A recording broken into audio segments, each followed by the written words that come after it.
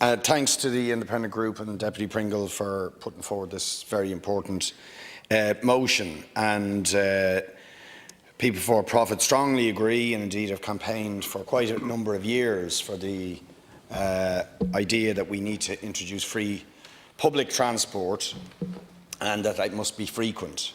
And we've budgeted for it in all of our budget submissions over recent years. But the government, despite its claim that it's committed to trying to address the climate crisis and reduce car use, resists introducing what is a very obvious measure to make public transport free and frequent. And of course, it has to be both.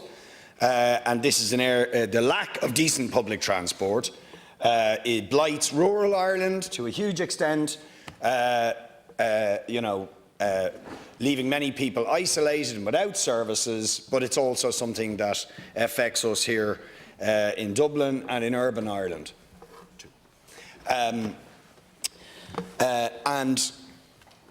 I want to make just two suggestions in this regard. As well as immediately moving to free public transport, we have a lot of money, windfall money, from the corporate tax receipts. Now, I believe some of that should be invested in purchasing social and affordable housing.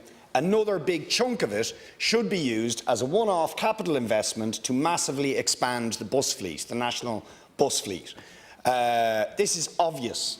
It's a one-off expenditure, but we lack the capacity in our fleet. We see it with school kids, we see it in rural Ireland. That would be money very, very well spent to expand our public transport fleet. And I would urge the government to do that, to buy electric buses as part of the climate transition, but also to provide services for people.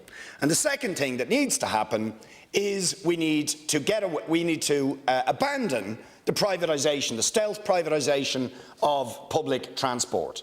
I mean, one of the reasons why buses don't turn up is because Go Ahead, in particular, as part of the competitive tendering out of routes, the privatisation of public transport, means that these companies can't recruit and retain enough bus drivers, because the only thing that private operators can do to try and get in on a route is to drive down labour costs and labour conditions. It's a race to the bottom in terms of the treatment of bus drivers and bus workers, and that flows directly from the competitive tendering out of routes. And it means people don't want to work as bus drivers anymore.